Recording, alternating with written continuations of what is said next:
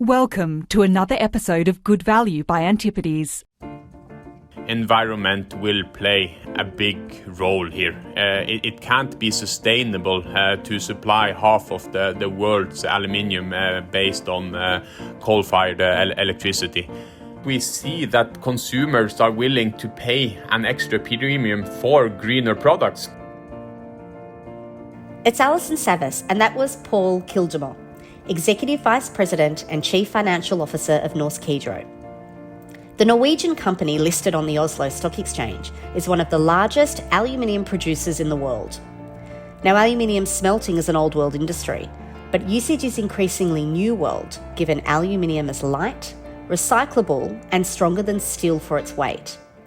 And Norsk Hydro produces its aluminium predominantly using hydropower, which is sustainable. Norsk Hydro is a holding in the Antipodes global funds. In a market that has been enamoured with tech over the recent period, Norsk Hydro's share price has almost doubled in 12 months. But we think the market is yet to fully appreciate aluminium's favourable supply and demand dynamics and Norsk Hydro's unique position as one of the greenest aluminium producers. Over the next 30 minutes, you'll hear Paul and I discuss Norsk Hydro's competitive position, the demand outlook for aluminium from megatrends such as electric vehicles, packaging, and energy-efficient buildings, as well as the factors weighing on industry supply. Is the perfect storm forming for green aluminium? Paul, thank you for joining me today. Thank you for having me, Alison. This is a conversation that, I've been looking forward to for some time now. At Antipodes, we've been discussing Norsk Hydro with our clients for quite a few years. But I wanted to start our chat with your elevator pitch. What is Norsk Hydro? Well, Norsk Hydro is one of the few fully integrated aluminium producers in the world, actually. And we're a company that is currently very well positioned to benefit from the ongoing megatrends. We are an aluminium producer with a strong renewable energy backbone, which is gaining quite some interest in the current market environment. Being fully integrated means that we have positions all across the value chain. So we have bauxite and alumina in Brazil. We have a big primary aluminium system in Norway. We have hydropower operations in Norway. And we have a global extrusion system worldwide. We also have recycling capabilities, which goes across the value chain, feeding into the different parts of the business areas. You touched on that renewable backbone, and I think we should first delve into that further. Norsk Hydro talks about green aluminium. Can you explain what this means and how you achieve it, and also how what you do stacks up against competitors? Well, in our company, we say greener aluminium, as green aluminium is something we have an ambition to come to at a certain point of time. But as long as there is some carbon emission in our production process, we define it as greener than some of the alternatives. And this topic is extremely interesting. I've been in Hydro since 2008, and we've been talking about environment becoming a differentiator at some point in time. And when that happens, we believe that our company would be in a good position to benefit from it. And the reason for that is that the average aluminium producer emits around 16 to 17 tons of CO2 per ton aluminium produced, when you take into account the indirect emissions, that are the emissions that are produced when you produce energy. And that's due to a large part of aluminium producers basing themselves on coal-fired power production. In Hydro, as I mentioned, we have a renewable energy backbone, hydropower, and that brings the footprint down to around 4 or even below that for the aluminium that we produce in Norway or in Canada, for example. So that means that we are 4 times lower than the global average, which is a big differentiator currently. Let's talk more about the broader aluminium industry. There are some really interesting trends happening in the global aluminium market at the moment. Let's start with demand. What do you see as the key demand drivers now and also over the next decade? And do you think they will lead to an acceleration in demand? Well, aluminium tends to move quite in line with global GDP. And that's because we are exposed in many of the different segments of the global GDP index. And the two largest consumers of aluminium is the transport industry and the construction industry. But we're also very well present in packaging, electrical, consumer durables, and machinery and equipment. And going forward, we expect to see growth in all of these areas, but growth more in line with the current megatrends. If you, for example, look at the auto, the megatrend there is a sustainable and smart mobility. As people are moving more and more to electrical vehicles, they need the vehicles to be lighter in order to use less energy. There, aluminium has a good starting point compared to steel or other materials. If you look at buildings, people want energy efficient buildings. They want the renovated buildings. They want buildings with high recycled content. Their aluminium also has a good starting point. And then when it comes to energy and electricity demand, there is also a need for products to be produced based on cleaner energy and also clean technological innovation. So in total, we see that we will still be growing in the same segments, but the current megatrends are accelerating growth within some of these segments. But there's one point which I really would like to highlight when it comes to demand, and that is that the share of aluminium demand for greener aluminium is expected to have a much stronger growth than what we see for aluminium in general. And we recently undertook a large study together with McKinsey where we looked at these different segments. And if you take, for example, automotive, now if you look at all the big major brands like Porsche, Ford, Mercedes, BMW, etc., they have set decarbonization targets, scope 1 and 2 and scope 3 for different places in time. Some have 2030, they want to be 100% decarbonized on scope 1 and 2. Some have 2040, some have 2050. And if you add all of this together, then we expect that the share of greener demand from the automotive segment will be 45% of their total demand in 2030. But that will have to increase to 80% in 2040 and 100% in 2050, just in order for them to meet the targets that they have set up to deliver on. So this is really where we see the biggest opportunity for a company like ourselves going forward. That's a significant increase in demand for greener aluminium, growing from 45% of total demand from the auto industry in 2030 to 80% in 2040. If your projections are correct, how do you see Norsk Hydro stacking up against your peer group to compete for this? If you look at the big Western producers, then you have a couple which are quite well positioned already. If you look at, for example, Russian producers, they are quite heavily hydro power based. If you look at the Canadian producers, they are in a good position, and also the average Brazilian producer. But then you have the rest of the industry, the Chinese producers, Indian producers, Middle Eastern producers, and the like, where you start from either gas or move further into the darker energy sources, ending up at coal. And there we have a good position. But if you look among the best, we are still at the very top with a higher share. I guess if you look at current portfolio, around 70 to 75% of it is based on hydropower. The rest is gas. We have a large ownership share in a smelter in Qatalum, and then we have a small exposure in Tomago in Australia, which is still coal-fired, but where they're working on a path towards renewable energy also. Let's talk about supply. Now, the supply side is something our team has researched extensively. The aluminium industry has gone through a prolonged period of weak pricing over the last decade, but things certainly, much more recently are starting to look better. Can you walk us through how industry supply has evolved and perhaps talk through China's evolution and what you think has changed in China? Yeah, no, I guess that's the big question these days. Is today different? As I said, I came into the aluminium industry in 2008, and that was when people believed that prices would go to $3,000 to $4,000 based on the demand from China.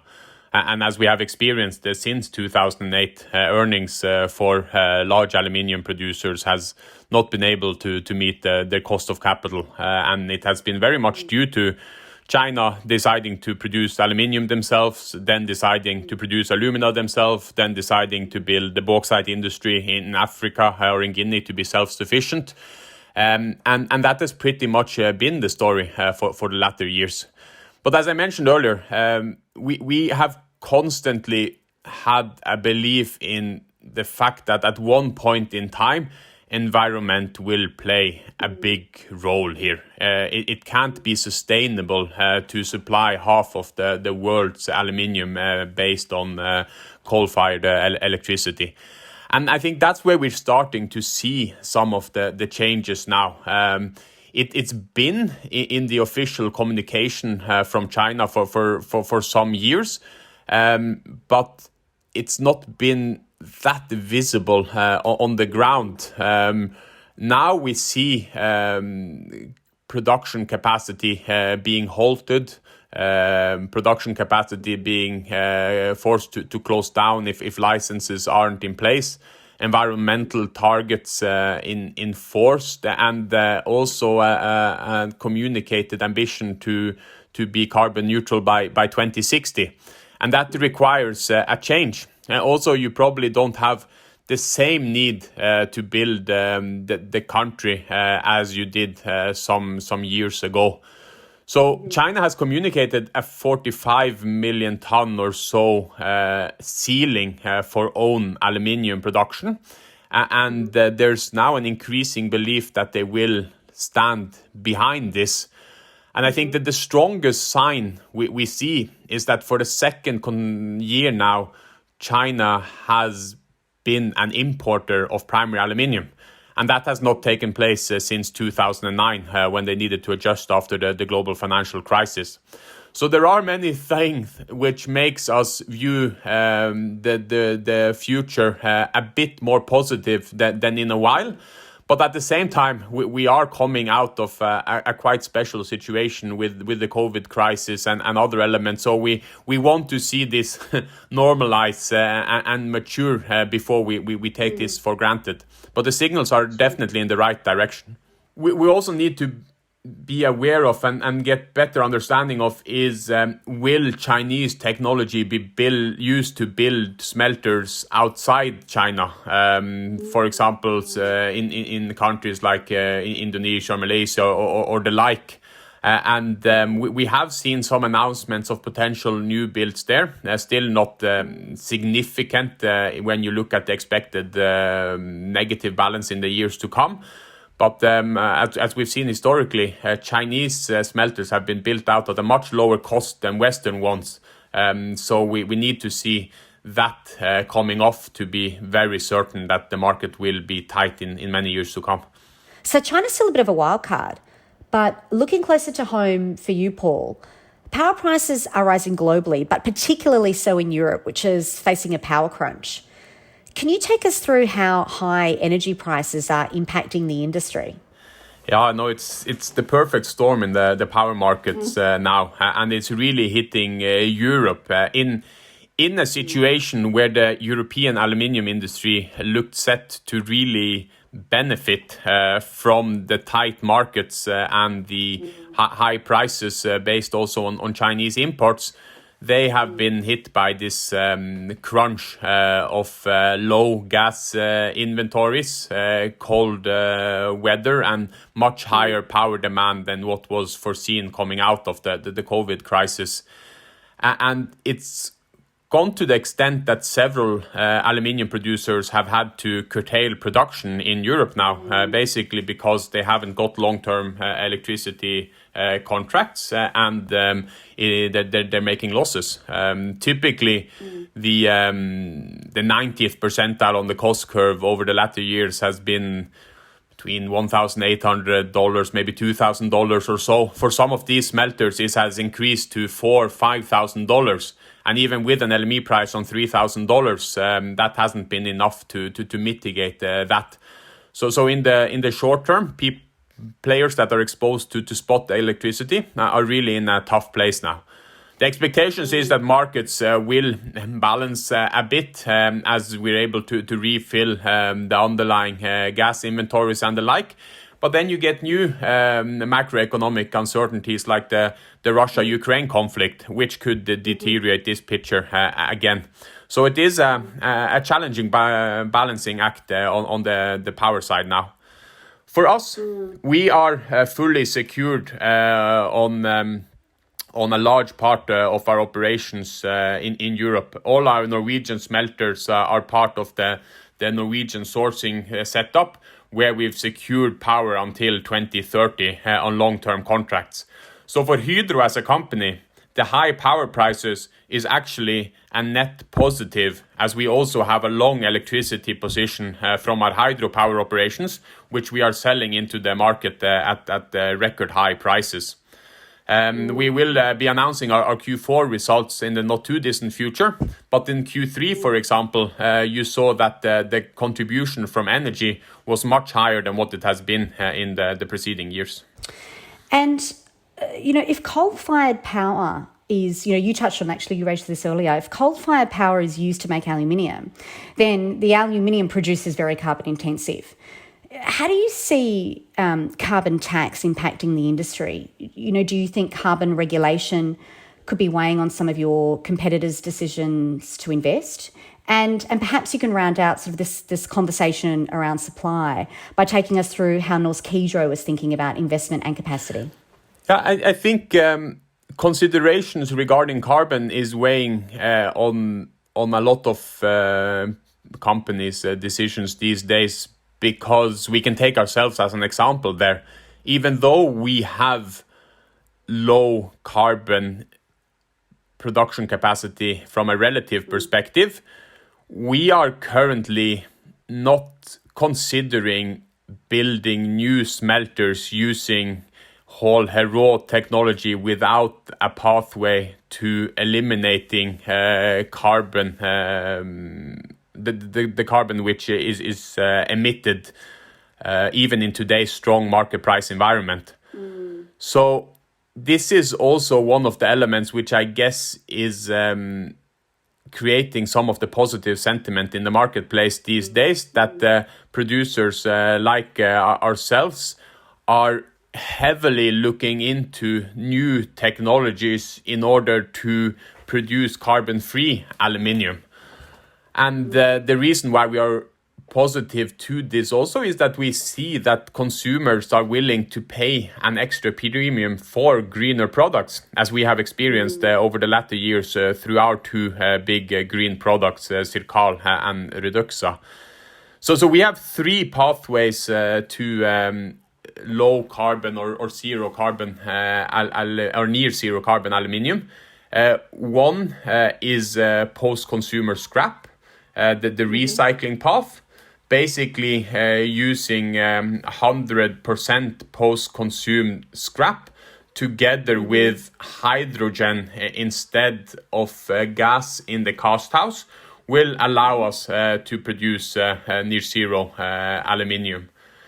On the primary smelter side, we are looking into two different pathways. One is the Hull Zero technology that we have. It's basically a technology that we've researched for 6 years or so, that we're now piloting, which is a carbon-free process where you're basically using chlorine as part of the production process and keeping carbon in the loop together with the chlorine, not emitting it, which is a completely different technology than Norsk Hydro, which is used for aluminium production today. And then the third pathway is carbon capture. And that could be a solution for existing smelters, not for new builds. And there we have looked into 50 different technologies. And we've chosen one of them, which we believe is well suited for the aluminium industry. And we will be piloting that out at our smelters now in the years to come also. So we are currently defining our aluminium metal operations as sustain and improve, maintain the position on the cost curve, provide greener aluminium, and then if we see that we are able to break through on the low or near zero carbon aluminium production, then we will consider if we should start reinvesting in production of aluminium again. Given everything we've discussed, and you mentioned yourself, I think you referred to it as being the perfect storm. Whether that is China's ceiling limit on production, or aluminium producers in Europe having to curtail because of energy, producers not being confident to increase capacity because of the implications of a carbon tax. All the while, demand is increasing. So it really does actually sound like the perfect storm. Could we be looking at a sustained tight market here?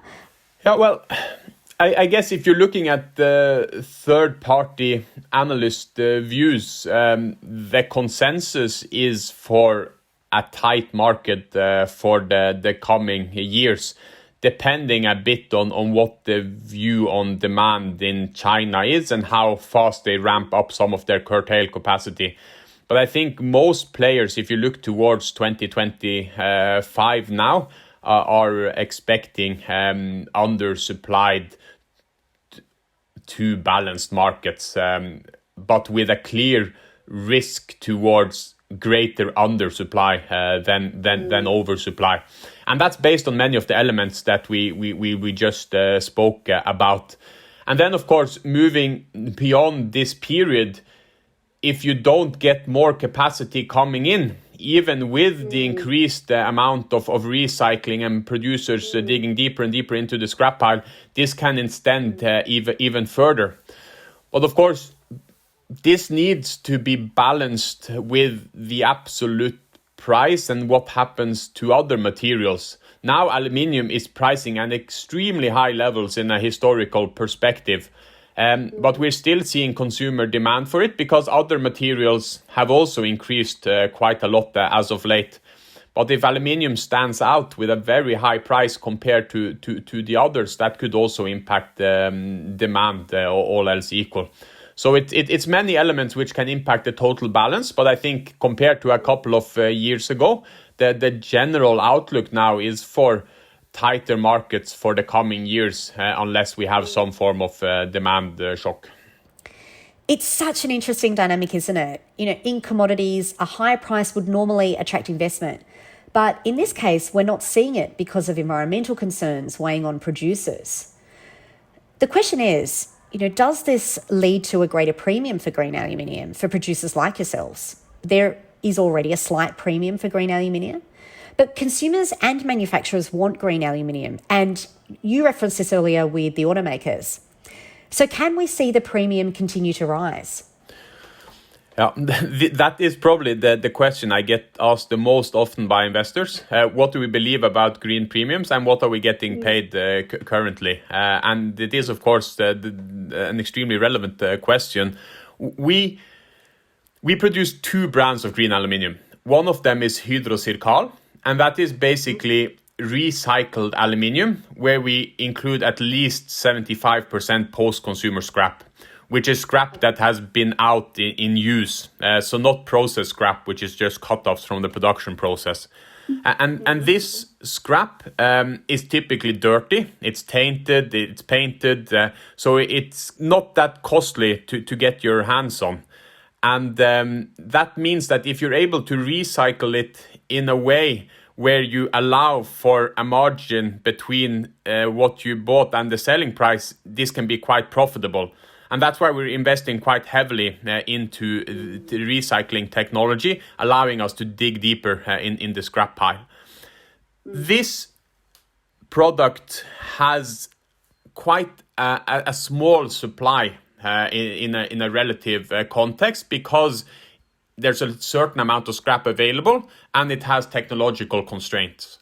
So we've been sold out on our Circar product for the latter years, And here we're able to generate quite a high premium in a context of different type of premiums. We don't disclose the actual amount because it's not commoditized, so it's not the same price for each customers, and we want to keep that pricing power.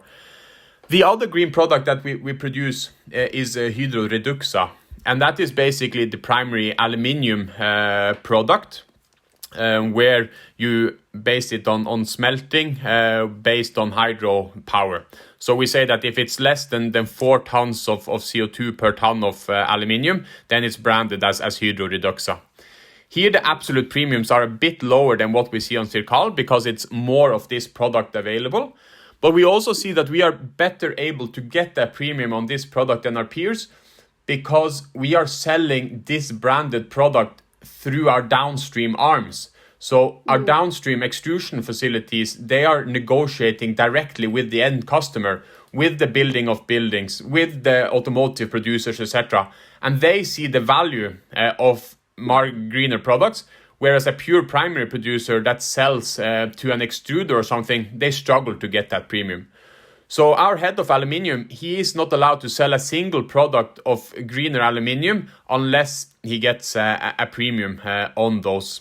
And we expect this to tighten going forward as the demand increases. Of course, there are large estimates of what this could mean. You mentioned carbon border adjustment measures earlier, or carbon taxes.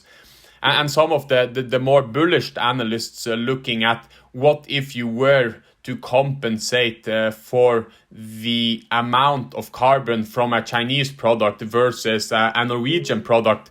The difference in carbon cost for these could amount to $500-600 or even up towards $1,000 if you use today's carbon prices. So there is a large sample space of what this premium could be worth at the end of the day. And just as a quick follow-up again on the recycled product that comes from the existing or from the scrap, is there a limit to how many times aluminium can be recycled without it compromising strength, I guess, or quality? Yeah, this is, of course, an audio podcast, but I'm smiling when you ask that because this is the favorite question that our technologist likes to be asked. But because for aluminium, there is not...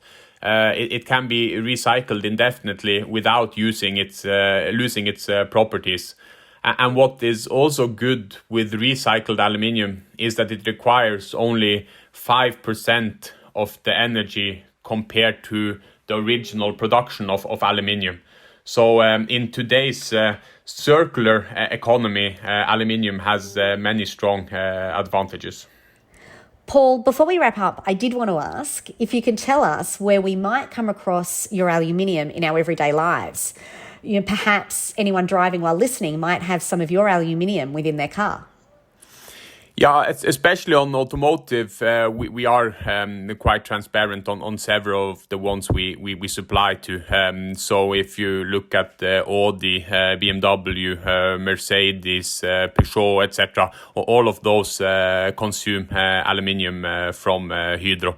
We are exposed to others of large producers also, but some of them we have non-disclosure agreements with. If you look on the consumer product side, we also supply aluminium towards many of the large can makers. It's more indirectly after we sold our rolling assets last year. But our metal still gets delivered to them, and also, for example, packaging companies like Tetra Pak or similar. So most likely you find Hydro aluminium in your everyday type of products. And one last question, the growth story for Norsk Hydro over the coming years. What do you see as the main drivers in continuing to create value for shareholders? And what are the key milestones on the horizon? Well, as I mentioned, I've been part of Hydro since 2008, and a lot of it has been focusing on self-improvements, ensuring our position on the cost curve remains where it should be in the first quartile, doing all we can in order to lift the returns above the cost of capital and above the demand for our investors. And that is something we will continue to do going forward. But with the strengthening in the marketplace and with the mega trends supporting us, we are also now in a position where we are able to grow in certain areas because of our differentiating qualities. So ensuring that we really take lead in the production and sales of greener products, ensuring that we keep and continue the strong growth in recycling that we are doing now, while also expanding our extrusion operations to be able to sell these products. And also using our energy competence and backbone to grow our new energy businesses is something that I'm really looking forward to in the coming years. But as a CFO, of course, ensuring that we keep cost at the first quartile level, low operating capital, and have capital discipline. Milestones going forward, I think many of the biggest milestones are relating to us now succeeding in many of the sustainability ambitions that we've set. Being able to produce zero emission products within the time frame that we've set out is something that I would really look forward to follow. I have to say thank you so much for joining me today, Paul, and sharing all your insights with us. As I said, that supply-demand backdrop for aluminium looks so interesting, and it's a topic that we are tracking very closely at Antipodes. Thank you. I hope you enjoyed that discussion and gained some insights into why our investment team remains positive on the outlook for Norsk Hydro. It's a great example of an attractively priced company with favourable demand and supply dynamics, and can be a market share taker as we move into a low-carbon world. You can find more analysis on our key holdings on our website, antipodes.com. You can also follow us on LinkedIn and Twitter, and remember to subscribe to be alerted as soon as next month's podcast is published. And a reminder, investors can access our global portfolio via the Antipodes Global Shares Active ETF, which is listed on the ASX. Search for the ticker AGX1. Please remember this content is general information only. It is not advice of any kind and doesn't take into account your personal financial situation, objectives or needs. You should seek professional advice before making any financial decisions.